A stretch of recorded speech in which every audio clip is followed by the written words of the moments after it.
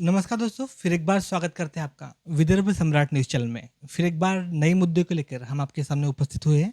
हमारे साथ में है राजनीतिक विशेषज्ञ श्री शैलबाजी अग्रवाल। सर, आपका विदर्भ सम्राट न्यूज़ चैनल में हार्दिक स्वागत है। बहुत बहुत धन्यवाद आपको।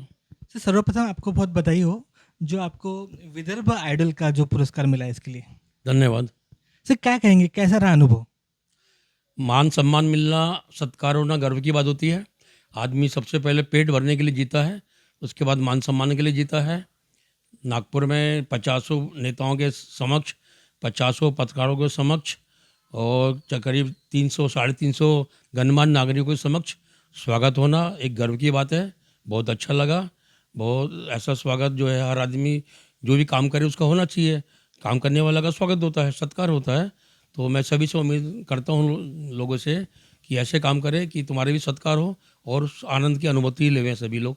सर, भारत सरकार ने जो चावल जो एक्सपोर्ट होता है उस पे जो टैक्स लगाए गए हैं, लेकिन जो खंडा निर्मात है, खंडे को जो अपना ये करना है, एक्सपोर्ट करना है, उस पे पाबंदी लगाएगी। क्या बोलेंगे इस बार? सरकार में नौसिखिए लोग भर्ती है, बाहुबल धनबल जाति बल पे मंत्री बन जाते हैं। उनको समझता ज़्यादा कुछ नहीं है। केबिन में बैठे बैठे अपना कुछ ना कुछ करते रहते हैं। जहाँ तक खंडे का निर्यात का सवाल है, चावल का खंडा, उसको भारत सरकार चावल का टुकड़ा बोलती है। ये इससे बियर बनती है और सामान्य जनता इसको खाती है। 75-80% बियर के काम में लेते हैं इसको, बाकी जनता खाती है। तो बियर वालों को, अपने उद्योगपति दोस्तों को, अधिकतर बियर के कारखाने, शराब के कारखाने नेताओं के हैं, नेताओं के रिश्तेदारों के हैं और नेताओं के करीबी दोस्तों के हैं।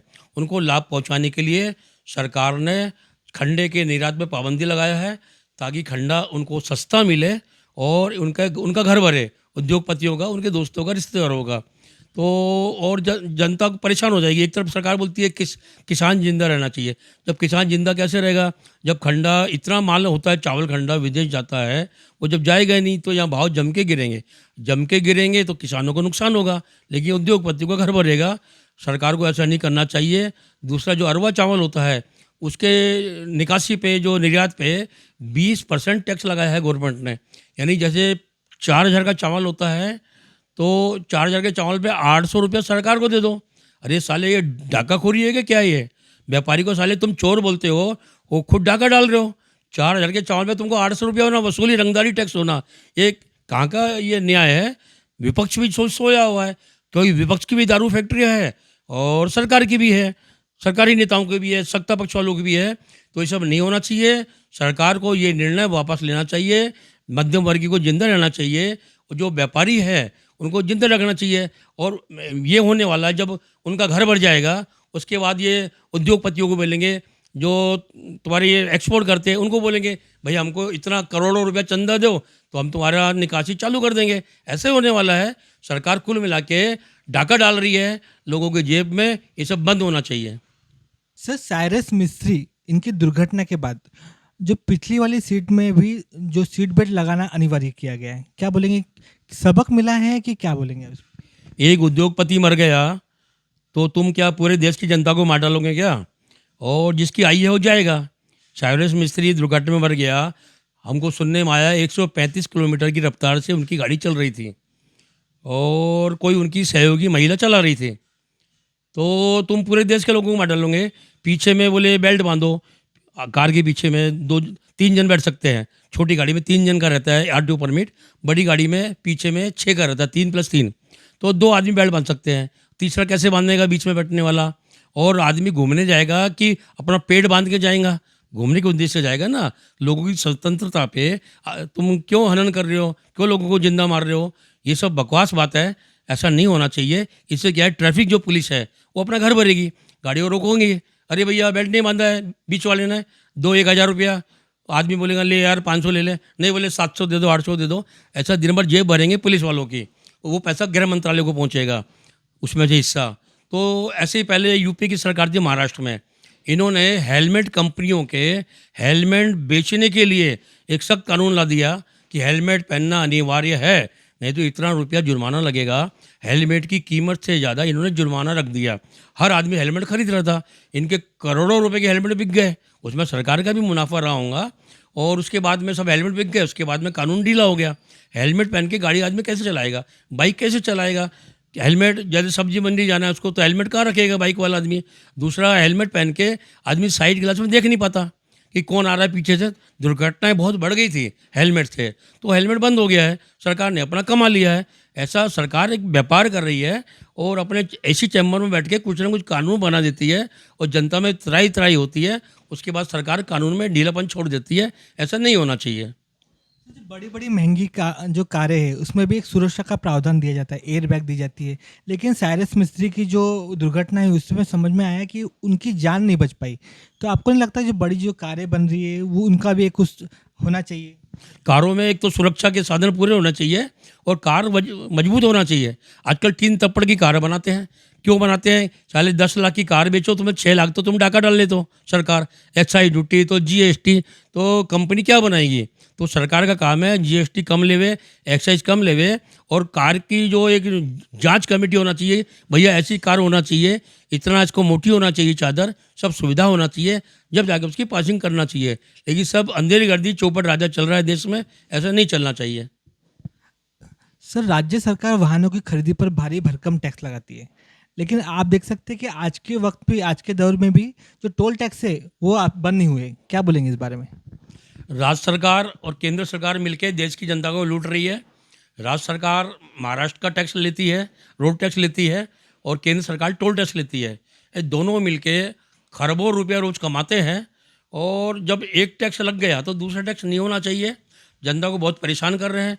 और मैं नागपुर गया था एक दिन, तो गाड़ी में बोले जिसके पास में वो नहीं है, क्या बोलते हैं, फास्टैग नहीं है, उसे डबल पैसा डाका।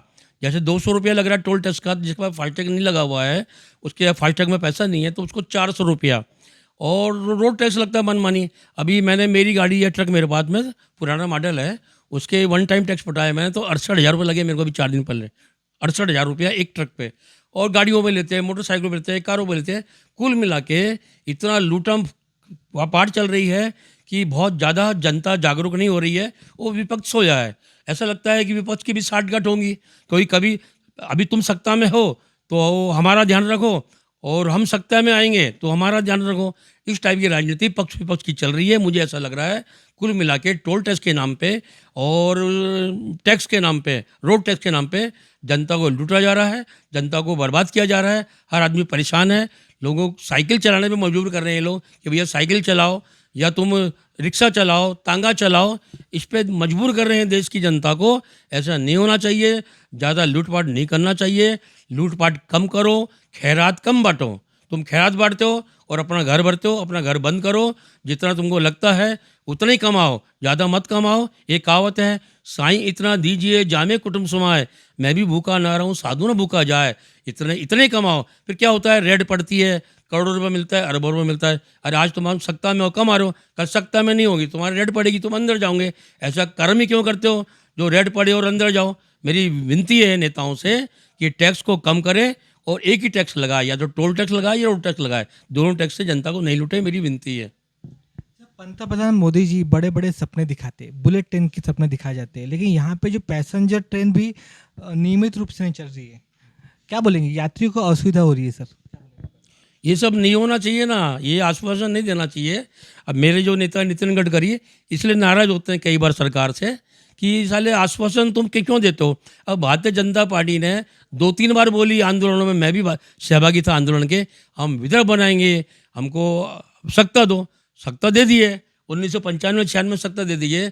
उसके बाद 2014 में सत्ता दे दिए महाराष्ट्र में, बार बार तो सत्ता दे दिए, केंद्र में सत्ता दे दिए। क्यों नहीं बना रहे हो विदर्भ? अपना वादा क्यों नहीं पूरा कर रहे हो? कुल मिला के आश्वासन देते हैं, आश्वासन पूरा नहीं करते, और जनता भी कहाँ जावे? इन्हीं को चुन के देगी जनता, क्योंकि विपक्ष में कोई दम है ही नहीं। विपक्ष तो तितर बितर है, तो जनता तो इन्हीं को चुन के देगी ना। मैं अपील करता हूँ प्रधानमंत्री जी से कि अपने जो वादे हैं वे वादे पूरा कीजिए, देश की जनता का सम्मान कीजिए। सोशल मीडिया पे एक वीडियो बहुत वायरल हो रहा है, जिस तरह से हैदराबाद में तिरंगे पे जो कलमा लिखा गया है, अपने राष्ट्र का अपमान है, राष्ट्रध्वज का भी अपमान है। क्या बोलेंगे सर, कैसा, कितनी बड़ी कार्रवाई होनी चाहिए? ये मैंने भी देखा हूँ, हैदराबाद में तेलंगाना में जो असदुद्दीन ओवैसी की पार्टी है AIMM, उसके राष्ट्रध्वज का अपमान किया है और कलमा लगा दिया वहाँ पे अपने उसकी चक्र की जगह। ये राष्ट्रद्रोह का मामला है। असदुद्दीन ओवैसी को राष्ट्रद्रोह केस में बंद करके ऐसा सबक सिखाया जाए, इस तरह की हरकत करने का दुस्साहस कभी नहीं कर सके। ये खुला छोड़ रहे हैं और गलती मीडिया की भी है। मीडिया वाले इनकी हरकतों को बार बार देश की जनता को बताते हैं। मीडिया पे मैं मीडिया से अनुरोध करता हूँ, ये जो भी हरकतें करते हैं, जो भी बोलते हैं, इनको मीडिया प्रचारित नहीं करे, देश की जनता को परेशानी में नहीं डाले, भ्रम में नहीं डाले और इनको तुरंत राष्ट्रद्रोह केस में इनको गिरफ्तार किया जाए। मैं अपील करता हूँ केंद्र सरकार से और तेलंगाना सरकार से, मेरी अपील है। धन्यवाद सर। दोस्तों, आज का यह एपिसोड आपको कैसा लगा हमें ज़रूर सूचित करें। अगर आपको हमारे सभी एपिसोड अच्छे लगते हैं तो आप हमें कमेंट करके ज़रूर बता सकते हैं। आपका कमेंट्स का हम हमेशा इंतजार करते हैं। देखते रहिए विदर्भ का नंबर 1 चैनल विदर्भ सम्राट। धन्यवाद।